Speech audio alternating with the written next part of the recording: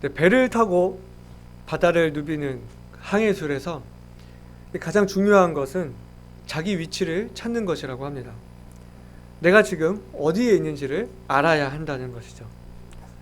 우리가 이런 도시에서는 무슨 건물 옆에, 또 어느 산 옆에, 어느 지역 근처에 이렇게 하면 금방 파악을 할 수 있겠지만, 아무것도 보이지 않는 바다밖에 없는 그 망망대해에서 방향을 잃지 않고 목적한 곳에 도착하려면 내가 지금 어디에 있는지, 또 북쪽이 어디인지, 내가 가려는 방향이 지금 어느 방향인지를 가장 먼저 알아야 한다는 것입니다.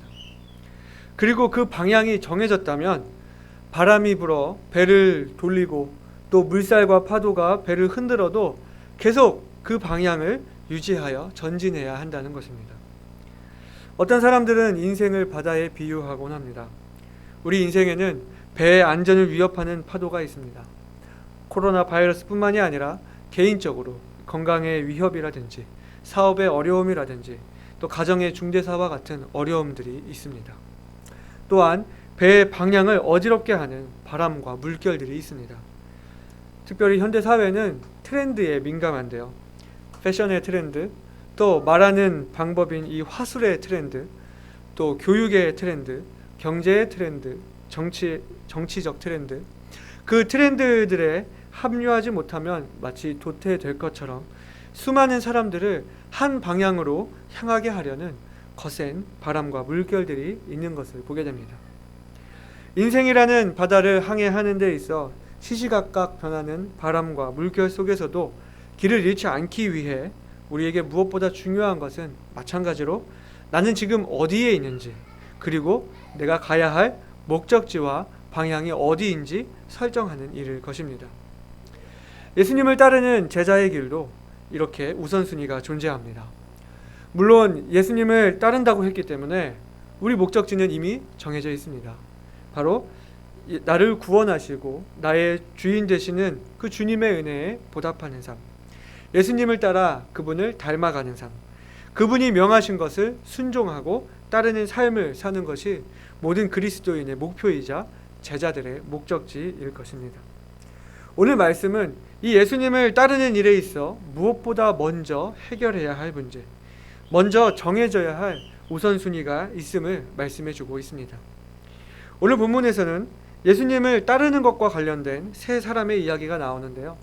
이 말씀을 자세히 살펴보면서 오늘 우리들도 나는 지금 어디에 있는지 자기 위치를 발견하고 또 우리 인생의 방향을 설정할 수 있는 시간이 되기를 원합니다. 첫 번째로 그 제자의 우선순위는 바로 만족의 우선순위를 정하라는 것입니다. 첫 번째 우선순위는 바로 만족의 우선순위입니다. 내가 무엇으로 만족할 것인지, 어디에서 만족을 누릴 것인지 정해야 한다는 이야기입니다. 오늘 본문의 57절 말씀 우리 같이 보시겠습니다. 길 가실 때에 혹이 여짜오되 어디로 가시든지 저는 쫓으리이다. 여기 보시게 되면 길 가실 때에 라고 했습니다. 여러분, 이 길이 어떤 길입니까? 지난 시간에 이야기했던 바로 그 길, 예수님께서 예루살렘을 향해 가기로 굳게 결심하시고 했던 그 길, 예수님께서 인류의 대속과 구원을 이루시기 위해 고난과 십자가 죽음을 당하셔야만 했던 그곳, 바로 예루살렘을 향한 그 길에 어떤 사람이 예수님께 찾아와 어디로 가시든지 쫓으리이다 하며 자신을 그 주님의 제자 중에, 그 무리 중에 포함시켜달라고 요청하는 것입니다. 이 사람은 주님이 부르시지 않았는데 자신이 먼저 와서 주님을 따르겠다 이렇게 말하는 것을 봅니다. 어디로 가시든지 쫓겠다고 하는 그 자신감을 보이고 있습니다. 자기는 그 길을 어디로 가든지 그 끝은 알 수 없지만 끝까지 쫓을 수 있다는 자기 확신 속에 있는 것 같습니다. 또한 예수님을 따르면 그 끝에는 어떠한 보상이 있지 않을까 이렇게 기대했던 것 같습니다. 예수님을 따르는 그 12 제자들이 멋있어 보이고 나도 저들처럼 되고 싶다는 마음을 가진 것으로 보입니다.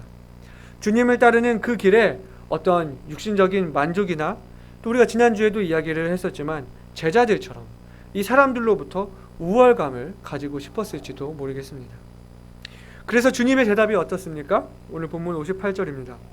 예수께서 가라사대 여우도 굴이 있고 공중의 새도 집이 있으되 인자는 머리 둘 곳이 없도다 하시고, 주님께서 말씀하시는 것은 내가 가는 이 길의 끝은 네가 생각하는 평안과 안식이 아니다. 쉼이 있는 것이 아니다. 이 세상이 목적지가 아니다. 그 삶은, 그 길은 고난의 삶이요 고난의 길이라는 말씀을 해주시는 것입니다. 그가 바라던 어떤 보상이 아닌 오히려 자기 것을 내어놓아야 하는 희생이 있는 길이라는 것입니다. 실제로 우리 주님은 머리 둘 곳 없으신 삶을 사셨습니다. 아니, 어쩌면 머리 두실 시간도 허용되지 않았습니다. 여러분, 예수님께 거처가 따로 있으셨습니까? 항상 어느 누구의 집에 유하시거나 혹은 노상에서 주무셔야 했습니다. 예수님의 제자들 또한 어떻습니까? 소유물을 차곡차곡 쌓을 수 있었습니까? 수많은 무리들이 따라다녀서 예수님 그 개인적인 시간도 갖지 못하셨습니다. 기도하시기 위해서 일부러 사람들이 자고 있는 그 새벽을 이용하셔야 할 정도로 예수님은 그렇게 아주 바쁜 삶을 사셨습니다. 예수님은 정말로 머리 둘 곳도 없고 쉴 새가 없으셨습니다. 돌아갈 집도 없으셨습니다. 심지어 자기 사생활마저도 사람들에게 희생하셨습니다. 그리고 무엇보다 중요한 자기 목숨을 우리에게 대속물로 주셨습니다. 주님이 이 사람에게 말씀하시는 것은 이것입니다. 분명히 예수님을 따르는 그 길에는 주님께서 주시는 축복이 있습니다. 그러나 그것은 주님과 동행하는 축복이지 세상에서의 만족을 충분히 누리는 그러한 축복이 아니라는 것입니다. 주님을 따르면서 이 땅에서 보상을 바라고 가는 것이 아닙니다. 우리가 받을 상은 이곳에서 받는 것이 아니라 저 하늘에서 받을 상입니다. 가진 것이 없어도, 머리 둘 곳 하나 없어도 주님과 함께하는 사실만으로, 주님이 나를 사용하신다는 것 하나만으로, 또 주님이 기뻐하실 일을 한다는 것으로 만족하며 기뻐할 수 있어야 한다는 것입니다. 예수님의 제자가 먼저 갖추어야 할 우선순위는 무엇으로 만족할 것이냐에 대한 만족의 우선순위입니다. 우리 히브리서 11장 24절부터 26절까지 보시게 되면, 믿음으로 모세는 장성하여 바로의 공주의 아들이라 칭함을 거절하고 도리어 하나님의 백성과 함께 고난받기를 잠시 죄악의 낙을 누리는 것보다 더 좋아하고 그리스도를 위하여 받는 능욕을 애굽의 모든 보화보다 더 큰 재물로 여겼으니 이는 상주심을 바라봄이라 말씀을 했습니다. 모세가 생각했던, 모세 마음에 있던 우선순위는 애굽의 모든 보화, 세상에서의 부귀영화가 아니라 주님과 함께 고난받는 것이었습니다. 사랑하는 여러분, 여러분은 무엇으로 만족하시겠습니까? 여러분은 무엇으로 기뻐하시겠습니까? 이제는 만족에 대한 우리의 우선순위를 선택해야 합니다. 여러분은 주님 따르기 원하십니까? 그렇다면 여러분 주님을 따르고자 하는 그 마음의 동기는 무엇입니까?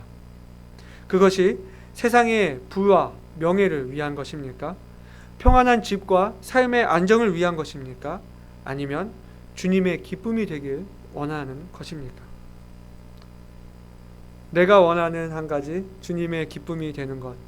이 찬양 모두 알고 계시죠? 내가 원하는 한 가지, 주님의 기쁨이 되는 것. 내가 원하는 한 가지, 주님의 기쁨이 되는 것.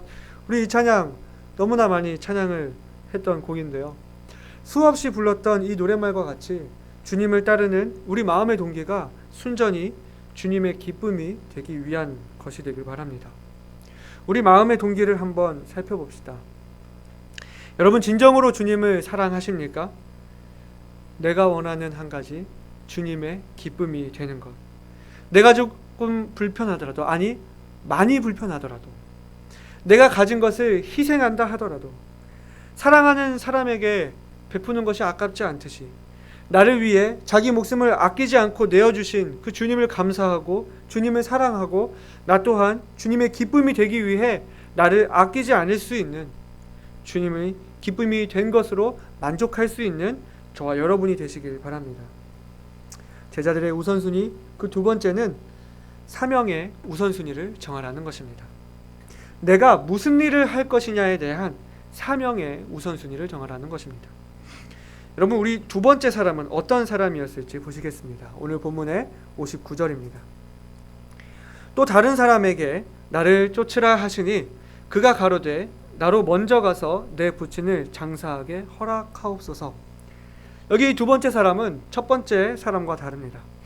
여기 첫 번째 사람은 저는 쫓으리이다 하며 먼저 따르겠다고 한 반면에, 이 사람은 주님께서 먼저 나를 쫓으라 하시며 그를 초청하시는 것을 보게 됩니다.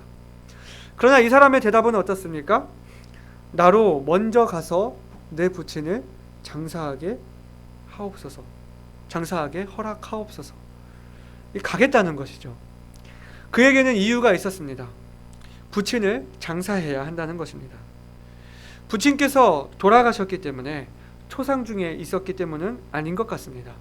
그랬다면 이미 가서 장사하겠다는 말이 성립이 되지 않습니다. 장례식을 이미 마쳤지만 이스라엘의 문화상 1년간을 이 무덤 곁을 지킨다든지, 혹은 이 아버지가 돌아가시지 않았지만 건강이 위독하시기 때문에 아버지의 임종을 보고 이 장사 지내는 것까지 다 마무리해야 하겠다는 말일 수도 있습니다. 하지만 어떤 상황이 되었든지 간에 돌아가신 아버지를 장사 지내는 것은 자식으로서 너무나 마땅한 도리입니다. 그러나 이 사람의 경우는 나를 쫓으라 하신 그 주님의 부르심보다 더 우선하는 게 있었고, 자신이 처한 상황을 들어 정중하게 주님의 부르심을 거절했다고 볼 수 있는 것입니다. 이 사람에게 주님이 하신 대답은 무엇이었습니까? 60절에 가라사대 죽은 자들로 자기의 죽은 자들을 장사하게 하고 너는 가서 하나님의 나라를 전파하라 하시고 말씀을 하셨습니다. 주님이 하신 그 말씀의 뜻이 무엇일까요? 아버지의 장사도 허락하지 않으실 만큼 주님께서 그런 무리한 요구를 하셨던 것일까요? 부모님을 장사 지내는 것 너무나 중요한 일이지 않습니까? 이 말씀에 대해서 여러 가지 해석들이 있지만 요점만 말하자면, 주님께서는 그 어떤 일보다도 너는 가서 하나님의 나라를 전파하라, 그 어느 일보다 중요하고 시급한 일이 바로 하나님 나라를 전하는 일이라는 것을 말씀하고 계시다는 것입니다. 죽은 자들로 죽은 자들을 장사하게 하라. 이 말을 우리가 거꾸로 생각을 해본다면 살아있는 사람은 살려내는 일을 하라라고 할 수 있겠습니다. 너는 가서 하나님의 나라를 전파하라. 세상 일은 세상 사람들에게 맡기고 주님의 사람은 주님의 일에 힘쓰라고 권면하시는 것입니다.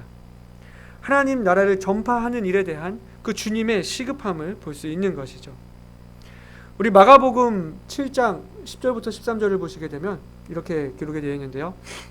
모세는 내 부모를 공경하라 하고 또 아비나 어미를 회방하는 자는 반드시 죽으리라 하였거늘 너희는 가로되 사람이 아비에게나 어미에게나 말하기를 내가 드려 유익하게 할 것이 고르반 곧 하나님께 드림이 되었다고 하기만 하면 그만이라 하고 제 아비나 어미에게 다시 아무 것이라도 하여 드리기를 허하지 아니하여 너희의 전한 유전으로 하나님의 말씀을 폐하며 또 이 같은 일을 많이 행하느니라 하시고 그랬는데요. 여기 이 고르반은 하나님께 드리기로 작정된 그 헌물은 사람이 함부로 사용할 수 없다는 것이었는데, 이것이 신약 시대에 와서 사람들이 오히려 이것을 악용해서 이 주님께 드린다는 그 명분으로 부모님을 제대로 모시지 않는 그 모습을 예수님께서 꾸짖으시는 그 내용입니다. 또 디모데전서 5장 8절의 말씀을 보시게 되면 누구든지 자기 친족, 특히 가족을 돌아보지 아니하면 믿음을 배반한 자요 불신자보다 더 악한 자니라 주님이 말씀을 하셨습니다. 이것을 통해 보았을 때 주님께서 가정을 그렇게 돌아보지 않을 정도의 열심을 바라고 말씀하신 것은 아니라고 볼 수 있는 것입니다. 다만 우리가 여기서 알 수 있는 것은 주님이 원하시는 그 모습은 그 어떤 일보다도 주님께서 부르신 일을 우선으로 하고 즉각 순종하는 모습을 보기 원하셨다는 것입니다. 주님의 제자는 오직 하나님 나라를 전파하는 주의 일에 힘쓰는 자들이 되어야 합니다. 사랑하는 여러분, 여러분의 우선순위는 무엇입니까? 주님께서 진정 내 인생의 주인이시라면, 주님께서 내 주인의 자리에 앉아 계신다고 한다면 내가 하는 일이 주님의 영광이 되는 일이 되어야 합니다. 그리스도의 복음이 증거되고 죄인들이 구원받으며 성도들이 성장하고 하나님 나라가 전파되는 일에 내가 드려져야 하는 것입니다. 어떤 일을 하든지 간에 내가 살아가는 목적이, 내가 살아가는 그 사명이 주님의 일이 우선이 되어야 한다는 것입니다. 여러분은 얼마나 주님의 일을 우선시하고 계십니까? 주님의 일은 그 어떤 일에 대체 불과한 것입니다. 주님의 일은 그 무엇에 우선해야 하는 일입니다. 목회 사역만이 주님의 일이라 말씀을 드리는 것이 아닙니다. 우리의 가정에서, 일터에서 내가 만나는 사람들에게 그리스도의 사랑을 드러내고 세상 속에서 빛과 소금된 역할을 해내는 것이 모두 하나님 나라를 전파하는 일이 될 수 있습니다. 우리 고린도전서 10장 31절에 어떻게 말씀하고 있습니까? 우리 같이 읽어보실까요? 그런즉 너희가 먹든지 마시든지 무엇을 하든지 다 하나님의 영광을 위하여 하라. 아멘. 어떤 일을 하든지 우리 마음의 중심에 있는 그 우선순위는 하나님의 영광이 되어야 하는 것입니다. 주님은 말씀하셨습니다. 죽은 자들로 자기의 죽은 자들을 장사하게 하고 너는 가서 하나님의 나라를 전파하라. 하나님의 영광을 위해 살아가는 저와 여러분이 되시기를 바랍니다.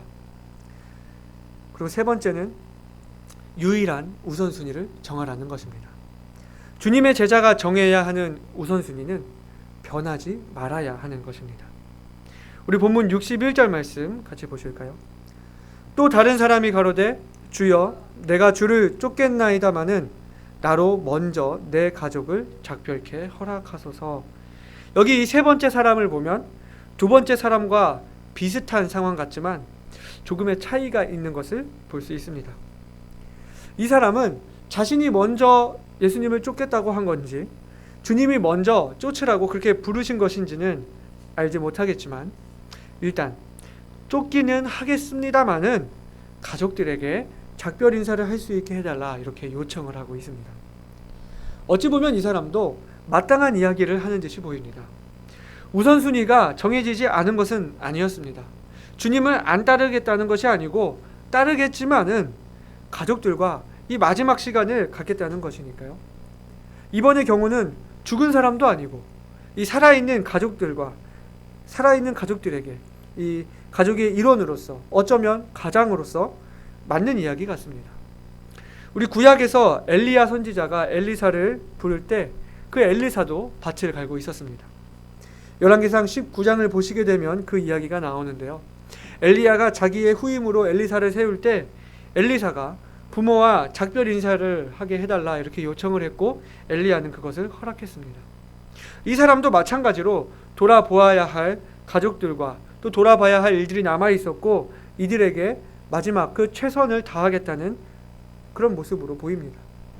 그러나 이 사람에 대한 주님의 대답은 어떻습니까? 62절입니다.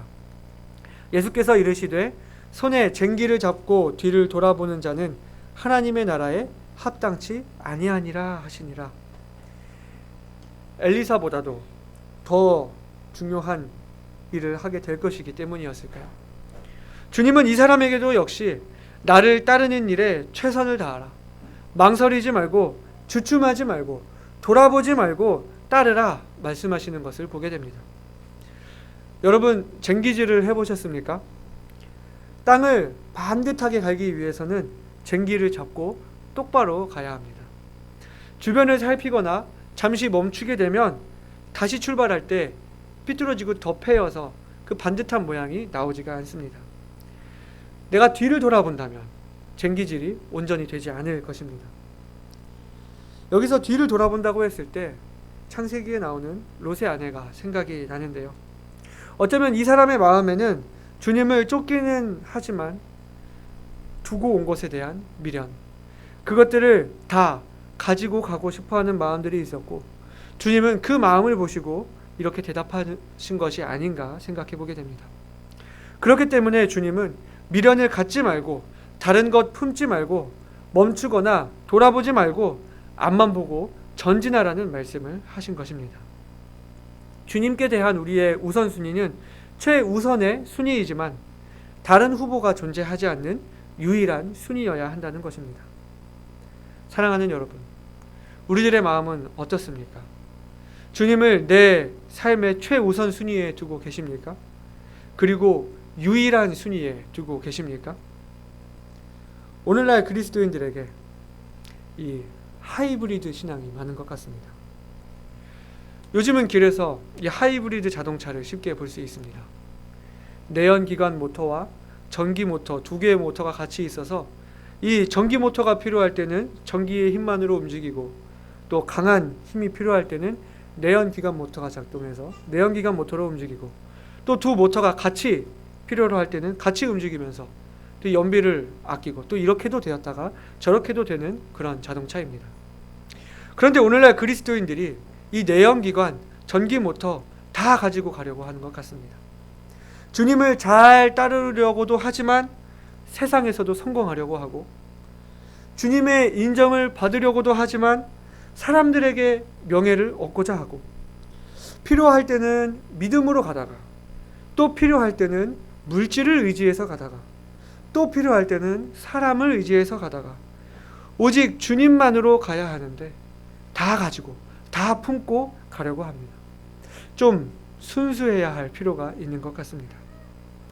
주님을 따르는 일은 대체 불가한 것이고 그 무엇에 우선해야 하는 것이지만, 또한 주님께는 이 경쟁 상대가 있을 수 없는 것입니다. 전심으로 오직 주님만 바라보고 가야 하는 것입니다. 다른 대체 수단이 있을 수는 없는 것입니다. 다른 것 고려하지 않고, 다른 것 연연하지 않고 앞만 보고 곧장 나아가야 하는 것입니다. 전에 목사님께서 말씀하신 예화가 있었는데요. 영국을 침공한 노르망디공 윌리엄의 이야기입니다.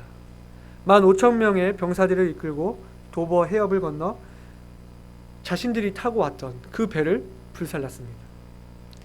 고국으로 돌아갈 수 있는 그 일말의 여지를 없애버린 것입니다. 그리고는 이렇게 말했다고 합니다. 이제는 전진만 있을 뿐이다. 나는 자네들과 운명을 같이 하겠다. 그리고 11년 후인 1077년 영국을 통일하여 정보광이라는 별명을 얻었습니다. 며칠 전 6.25 전쟁의 영웅이신 백선엽 장군께서 별세하셨습니다. 뉴스를 보니까 그분에 대한 처우에 대해서 말이 많던데, 그분이 한국 전쟁의 영웅이신 것은 분명합니다. 그분이 남기신 말씀 중에 그분이 한 부대의 사단장임에도 불구하고 내가 앞장설 테니 내가 물러나면 나를 쏘라 라는 말을 남기셨습니다. 주님을 따르는 우리의 길에는 전진만 있을 뿐입니다. 물러설 수도 없고 멈출 수도 없으며 돌아볼 수도 없는 것입니다. 다른 무엇도 없이 전심으로 주님을 따르는 저와 여러분이 되시기를 바랍니다. 우리는 계속해서 주님을 따른다는 것이 무엇인지, 제자의 길은 어떤 것인지 생각하고 있습니다.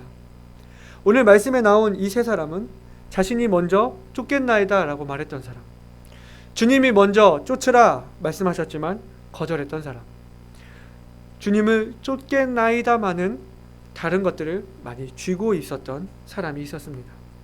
이 모두에게 예수님은 자기를 따르기 위해서는 삶의 많은 우선순위들을 바꾸어야 한다는 것을 말씀해 주셨습니다. 제 설교를 준비하면서 과연 예수님의 제자들은 어떤 사람들인지 보니 그들에게 공통점이 있었습니다. 먼저는 그들에게는 모두 주님의 부르심이 있었다는 것입니다. 나를 따르라 혹은 나를 쫓으라, 내가 너로 사람을 낚는 어부가 되게 하리라. 다 개개인적인 주님의 부르심이 있었고요. 또 두 번째는 그들은 모든 것을 버려두고 주님을 쫓았다는 것입니다. 주님께서 제자를 선택하셔서 나를 따르라, 나를 쫓으라고 했을 때 그 말씀 속에는 내가 하는 것이 아니라 주님께서 부르셨기 때문에 주님이 하시겠다, 주님이 책임지시겠다 하는 그런 의미가 있었고, 또 주님께서 우리에게 나를 따르라 하신 그 명령 속에는 모든 것을 버려두고 주님만을 쫓으라고 하시는 그 결단을 요청하시는 명령이 있음을 발견할 수 있었습니다. 사랑하는 여러분, 여러분을 제자로 불러주신 주님의 부르심이 있으십니까? 주님을 따르는 삶을 살기로 결단하셨습니까? 주님을 따른다는 것은 그동안 중요하게 여기던 것을 내려놓을 수 있는 우선순위의 변화, 주님 말씀에 즉각적이고 완전한 순종, 그리고 나의 것을 기꺼이 드릴 수 있는 희생이 있어야 함을 배웠습니다. 주님이 참으로 내 인생의 주인 되신다고 한다면, 우리가 주님을 따르기 원한다면 우리는 삶의 우선순위가 달라져야 합니다.